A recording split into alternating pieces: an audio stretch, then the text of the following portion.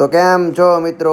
Good morning બધાને. તો આજે આપણી આ એક સવાર નથી, આજે આપણે સુખનો સૂરજ ઉગાડવાનો છે. તમને બધાને ખબર જ હશે અને તમે બધાએ થંબેલ જોયો જ હશે. તો ચાલો આપણે ફટાફટ રેડી થઈ જઈએ અને સુખનો સૂરજ ઉગાડી દઈ. તો ફટાફટ હું બાથરૂમમાં આવી ગયો, બ્રશ લઈ લીધું, બ્રશ કરી લીધું અને ફટાફટ નાવા મળ્યો. નાહી ધોઈને એકદમ ફર્સ્ટ ક્લાસ રેડી થઈ ગયો. બહાર નીકળ્યો ને તો મમ્મીએ કપડાં કાઢી જ રાખ્યા હતા, ફટાફટ પહેરી લીધા, નાસ્તો કરી લીધો અને એકદમ ટીપ ટોપ તૈયાર થઈ ગયો. કેમ કે આજ આપણે 15 Pro Max 1 TB લેવા જવાનો છે અને રોહિતભાઈ ગેટે વાટ જોવે છે. તો હાલો આપણે ગેટે પૂગી જઈએ. ગેટે પૂગી પહેલા તો રોહિતભાઈ આવી ગયા હતા. હું 4 વ્હીલ પાસે પૂગ્યો તો રોહિતભાઈ ખોલ્યો કાચ. મેં કીધું કાચ રેવા જો, હું બાવણું ખોલીને અંદર જ બેસી જાવ. અને જેવો જ અંદર બેઠો ને 4 વ્હીલ તો સીધી દોડવા જ મળી, સનાના પેરી રેન ટરર. ત્યારબાદ મેં રોહિતભાઈને કીધું આપણે ધીમે ધીમે આખો, કાંઈ ઉતાવળ નથી, સુખનો સૂરજ ઉગાડવાનો છે, સુખના સૂરજને આથમવા નથી દેવાનો. જો આથમી જાય ને તો ઘણા ખરા ખુશ થાય. તો મારી વાત રોહિતભાઈને એકદમ દિલ ઉપર લાગી ગઈ અને 4 વ્હીલ એકદમ નિરાતે હાંકવા મળ્યા અને આજુબાજુના વાતાવરણની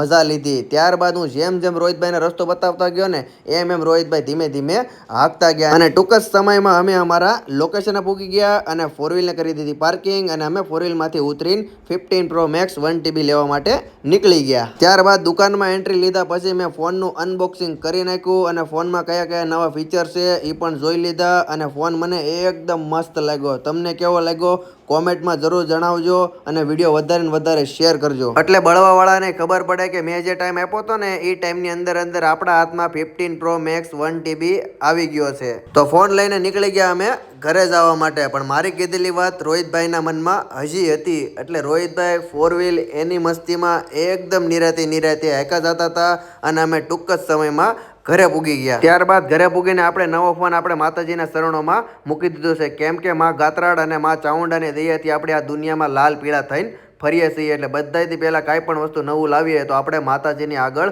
મૂકવું જોઈએ. ત્યારબાદ આપણે રાત્રિનું ભોજન કરીને ફૂલ ફેમિલી પિક્ચર જોવા નીકળી ગયા. પિક્ચરનું નામ હતું લાલો. ઉપર ટોકેસમાં પૂગ્યા ને ભાઈ, ટોકેસની બહાર એટલું માણસ હતું ને મને સમજાતું નહોતું કે ભાઈ આટલું બધું માણસ અહીંયા શું કરે છે. મને લાગ્યું પિક્ચરમાં કાંઈક તો હશે, તો હાલો આપણે ફટાફટ અંદર એન્ટ્રી લઈ લઈ. તો અંદર એન્ટ્રી લીધી ને ભાઈ, તો અંદર કાંઈ માણા ક્યાંય હમાતું જ નહોતું. ત્યાર પછી મને એવું લાગ્યું કે ભાઈ પિક્ચરમાં કાંઈક તો જોવા જેવું હશે. હવે મને ક્યાંય રહેવાતું નહોતું. હવે પિક્ચર ચાલુ થાય તો સારું. તો હવે ટૂંક સમયમાં પિક્ચર ચાલુ થઈ ગયું ને આપણે લઈ લીધી અંદર એન્ટ્રી. અંદર જોઈને તો અંદર એટલું જ માણા હો ભાઈ, અને આપણે આપણી સીટે જવા નીકળી ગયા. આપણી સીટ બધાથી છેલ્લે અને ખૂણાની સીટ હતી ભાઈ. તો અમે બધા પોતપોતાની સીટ ગોતીને સીટ ઉપર બેસી ગયા. પણ હજી પિક્ચર ચાલુ નહોતું થયું, એડું ચાલતી હતી અને માણા તો હજી આવવાનું શરૂ થતું. મને એમ લાગ્યું કે એટલું બધું માણા હમા હે ક્યાં, પણ કાંઈ વાંધો નહીં. ટૂંક જ સમયમાં છે ને બધા માણસે પોતપોતાની સીટ લઈ લીધી અને પિક્ચર શરૂ થઈ ગયું. અને આ પિક્ચરમાં સમજવા જેવી જે વસ્તુ છે ને એ હું તમને ટૂંક શબ્દોમાં અને શોર્ટ ફોર્મમાં કહી દઉં, એટલે તમને ખબર પડી જાય કે આ પિક્ચરની અંદર શું છે અને આપણને જાણવા જેવું શું છે. તો આ લાલો પિક્ચર જોઈને મને તો એટલું શીખવા મળ્યું કે ભાઈ તમે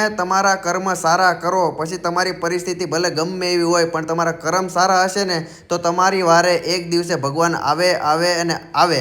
એટલે તમારે તમારા કર્મ ઉપર ધ્યાન દેવાનું છે. પરિસ્થિતિ ભલે ગમે એટલી ખરાબ હોય પણ આપણે ખોટી રવાડે નથી ચડવાનું અને વ્યસન નથી કરવાનું. પણ આજે લાલો છે ને એની ખરાબ પરિસ્થિતિ જોઈને ખરાબ સંગતે ચડે છે અને દારૂના રવાડે ચડે છે. પણ એની પત્નીની સાચી શ્રદ્ધાના લીધે આપણો કાળિયા ઠાકર એની વારે આવે છે, એનું જીવન સુધારે છે, એને સાચો રસ્તો બતાવે છે. અને ભગવાન ક્યાંય ગોતવા ન જવાના હોય, ભગવાન તો આપણા ભીતરમાં રહેલો છે, એવું મારો કાળિયો ઠાકર શીખવાડે છે.